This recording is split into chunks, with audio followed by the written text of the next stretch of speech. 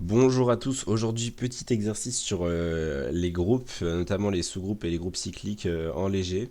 Et donc c'est parti. Donc première étape, on va devoir démontrer que tous les sous-groupes de Z sur NZ sont en fait, on va devoir trouver tous les sous-groupes de Z sur NZ.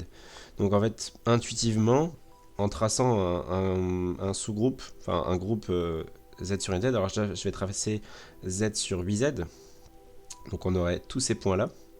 Voilà, donc là on aurait le 0, 1, 2, 3, 4, 5, 6, 7. Ici, il n'y a rien, hein. Et c'est à chaque fois des points, 5 points, 4 points, 3 points. Ça dépend comment on note les classes d'équivalence. Bref. Donc, et en fait, du coup, qu'est-ce qu'on pourrait extraire comme sous-groupe? On pourrait prendre lui et lui. Donc Z sur 2Z. Et on pourrait prendre lui, lui, lui et lui. Ce qui nous ferait Z sur 4Z. Donc en fait, ça nous ferait penser que l'ensemble des sous-groupes de Z sur NZ, en fait, c'est l'ensemble des Z sur DZ avec D qui divise N. Ok. Donc c'est ce qu'on va essayer de montrer. Pour ça, on va considérer un morphisme. Alors déjà, on va prendre n dans n pour avoir le groupe z sur nz, et on va considérer une application phi qui a un élément de z associé à un élément de z sur nz, ok, et qui donc a x associe x point. Ok, x point, donc associe la classe d'équivalence de x dans le groupe z sur nz, ok.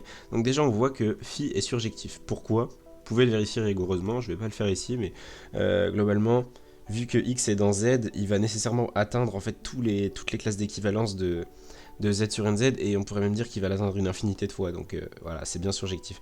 Et ensuite, c'est bien un morphisme. Pourquoi? Parce que, alors oui, on va avoir besoin des propriétés du morphisme du coup, mais c'est un morphisme, car si on prend donc phi de x plus y, ok, ça va donner quoi? Ça va donner x plus y, le tout point, ce qui est égal à x point plus y point, ce qui est égal à phi de x plus phi de y, ok. Donc on a bien un morphisme, sans problème. Et donc là, c'est là qu'on va pouvoir utiliser. Donc, on va prendre H, un sous-groupe de Z sur NZ, ok. Basiquement, on prend H, un sous-groupe de Z sur NZ, et on va essayer de le caractériser. Comment on va faire ça? On va utiliser l'application. Donc en fait, qu'est-ce que ça nous dit? Vu que c'est un morphisme, c'est une propriété, phi moins 1 de H est un sous-groupe. Ok, est un sous-groupe. Pourquoi? Ça se démontre assez facilement. Pareil, c'est un truc du cours, donc je vous laisse le démontrer si vous avez envie de le faire, mais voilà. Donc phi moins 1 de H est un sous-groupe, précisément, de Z. C'est un sous-groupe de Z. Ok, mais sauf qu'on connaît une petite propriété aussi, c'est que tous les sous-groupes de Z sont de la forme KZ. Donc en fait, on a finalement phi moins 1 de H égale KZ. Ok, où K est dans Z. Voilà, du coup, on va même le restreindre à N. Euh, Sinon, c'est plus simple de le restreindre à n, parce qu'en fait, ça change rien d'avoir genre K positif ou K négatif. Dans tous les cas, on atteindra, enfin, c'est le même ensemble globalement. Donc, juste comment on le démontre ça? En fait, si vous considérez un sous-groupe de Z, qu'on va appeler K, vous considérez K inter n étoiles. Ok, ce truc-là, c'est un minimum que vous appelez A. Et ensuite, vous allez pouvoir faire les deux inclusions facilement. Donc, globalement, vous voulez montrer que ce sous-groupe K, il est égal à AZ. La première inclusion, comme ça, elle va être évidente, parce que vous avez juste à itérer sur A, et ça fonctionne très bien. Et la deuxième, il faut faire une division euclidienne. Voilà. Je vous laisse vous y intéresser si vous avez envie de démontrer ce truc-là. Voilà, mais nous on va pas le faire ici. Donc phi moins 1 de h égale kz, et qu'est-ce qu'on a d'autre? On a aussi un petit truc assez basique, on a phi moins 1 de 0, donc de l'élément neutre, donc de 0 point. Quel élément donne l'élément neutre? Bien tout simplement nz. Ok. Tous les éléments qui sont dans n, enfin tous les éléments nz vont être divisibles par n, donc leur classe d'équivalence va être 0 dans le groupe z sur nz.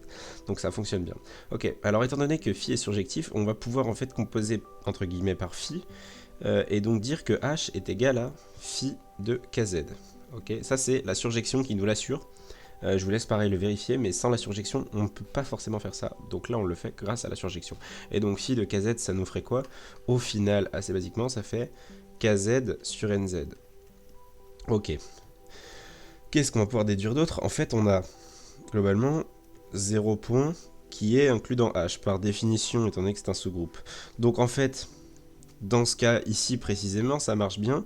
On a phi moins 1, phi moins 1 de 0 point inclus dans phi moins 1 de H.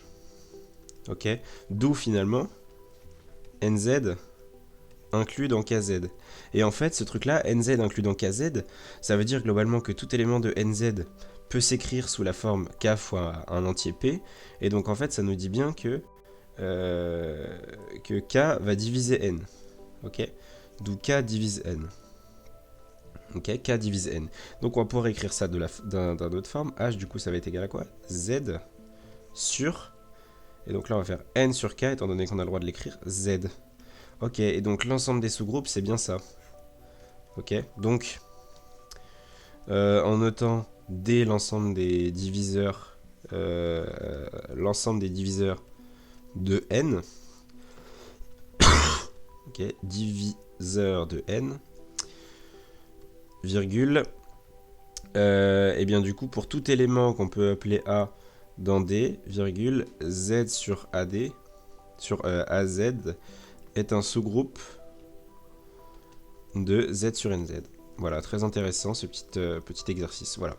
Ok. Deuxième question. Maintenant, montrer que tout sous-groupe d'un groupe cyclique est cyclique. Ok. Basiquement, on va prendre un groupe cyclique. On va essayer de mettre soit G cyclique. Alors, je rappelle juste que cyclique, c'est donc un groupe fini et monogène. Monogène. Donc un groupe fini, donc voilà, il est fini. Et un groupe monogène, ça veut dire qu'il va exister un élément qu'on va appeler, par exemple, G, tel que, en fait, G va être égal au groupe engendré par petit g. Alors, en fait, ça c'est égal à G puissance K, où K est dans 0n-1. 0n-1. Ok. Où n est l'ordre de G. Donc, on va devoir montrer que tout sous-groupe est fini et donc monogène. Donc pour ça, on va déjà prendre un élément, enfin un groupe H, soit H, un sous-groupe, basiquement, toujours caractérisé comme ça les sous-groupes, un sous-groupe de G. Ok. Donc on va supposer que G, que H est différent du groupe où il y a juste l'élément neutre. Je vais appeler E l'élément neutre, où E est le neutre. Ok. On a ça basiquement. Et on va donc pouvoir prendre un autre élément, ok, étant donné que c'est pas réduit à l'élément neutre, mais c'est quand même un groupe, donc ça veut dire qu'on peut prendre un autre élément. Donc prenons, on va prendre soit, disons qu'on peut l'appeler, allez, A dans H, voilà, soit A dans H. On prend juste un A dans H. On va juste le prendre A positif. Ok, ça peut très bien marcher. Ben non, du coup, excusez-moi, pas du tout. Donc, on prend juste A dans H. Ok, très bien. Donc, étant donné que A est dans H, mais donc A, il est aussi dans G. Donc, A est dans G.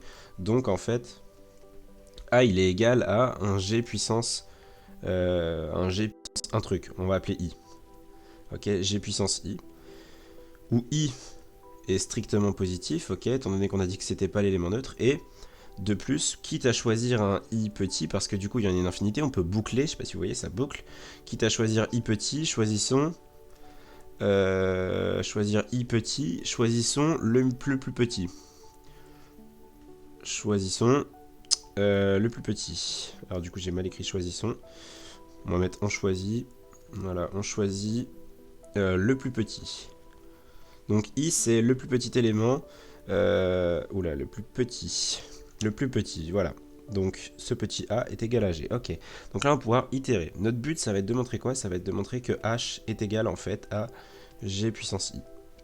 Ok, on va devoir démontrer ça. Qui est du coup un autre moyen de le voir, c'est g puissance n où n est dans z. Voilà, on va démontrer ça. Alors du coup, la première inclusion, donc celle-ci, est assez évidente étant donné qu'on a juste à itérer en fait. Alors là je l'ai noté en notation multiplicative, mais on a globalement juste à itérer sur A, et vu que c'est un par stabilité en fait, A au carré est dedans, A puissance 3 est dedans, et donc aussi on a A puissance moins 2, A puissance moins 3, A puissance moins 4, donc en fait ça c'est assez évident. Cette inclusion est évidente, et donc ça va être l'autre qui va être un peu plus dur, montrer globalement que un élément de H est dedans. Pour ça on va prendre un élément de H, soit X dans H. Ok, et on va montrons que X appartient au groupe engendré par G puissance I. Comment faire ça? On va effectuer une petite division euclidienne. Alors X est dans H, donc ça signifie que X est aussi dans G. Ok, X est dans G. Car H inclut dans G. Truc. Donc X il s'écrit sous la forme G puissance un truc. Donc on va l'appeler G puissance J par exemple, voilà, J. Où J est un entier naturel. Pas forcément non nul, ça peut très bien être l'élément neutre, on n'a rien dit sur ça. On ne considère pas nécessairement que c'est l'élément neutre. On verra si après on a besoin de l'enlever. Et donc là maintenant on va faire une petite technique assez classique. On va réaliser la division euclidienne de J par I. Donc J, je note comme ça la division euclidienne comme en Python. On va la réaliser. Et donc en fait J, ça veut dire que c'est égal à quoi? C'est égal à IK plus un reste. Ok, où K est dans Z et R 0 plus petit que R, plus petit que, du coup, vu qu'on a divisé par I. Ok. On va passer le tout sous la puissance, donc ça nous fait J puissance J, enfin G puissance J, donc X égale G puissance J, et c'est aussi égal à G puissance IK fois G puissance R. Ok. Maintenant, qu'est-ce qu'on a? On a X qui est dans H. Ça, c'est dans H, du coup, vu que c'est égal. G puissance IK, comme on l'a démontré juste avant, c'est aussi dans H. Donc en fait, on trouve nécessairement G puissance R est dans H, ok? On peut aussi l'écrire comme ça. En fait, G puissance R, c'est G puissance J fois G puissance moins IK. Ok, ça marche aussi. Vu que les deux là, ils sont dans H, ce truc-là, c'est dans H, ok? Par stability du groupe H, ça marche sans problème. Donc G puissance R est dans H, ok? Mais R, il est plus petit que I, et il est aussi plus petit ou égal à 0. Assez intéressant ce petit truc là. Et en fait, là c'est là où on va contredire un peu la minimalité, parce qu'on a dit, on avait I plus grand que 0, ok? I plus grand que 0, et ici, ce truc là est plus petit que I. Mais sachant qu'on avait choisi le I le plus petit qui était possible. Donc en fait, ce truc là, on a nécessairement R égale 0, sinon absurde. Pourquoi? Parce que sinon, ça contredit, en fait, on contredit la minimalité de I. La minimalité de I. Ok, ce qui est absurde. Donc en fait, R égale 0. Donc G puissance R, c'est égal à 1. Donc au final, on trouve X égale G puissance J, qui est égal à G puissance IK. Et donc qui est égal à G puissance I, le tout à la puissance K. Et ça appartient bien à G puissance I. Donc X appartient à G puissance I. Et donc au final, on trouve que le sous-groupe H est égal à G puissance I. Donc H cyclique. Voilà, cyclique. Donc en fait, monogène. Et évidemment, fini, étant donné qu'il est extrait d'un groupe fini, donc il est nécessairement fini. Voilà, ce qu'on a montré, c'est qu'il était monogène, en fait, surtout. Voilà, j'espère que ce petit exercice vous a plu. Très intéressant, la deuxième partie. Et puis voilà, merci à vous.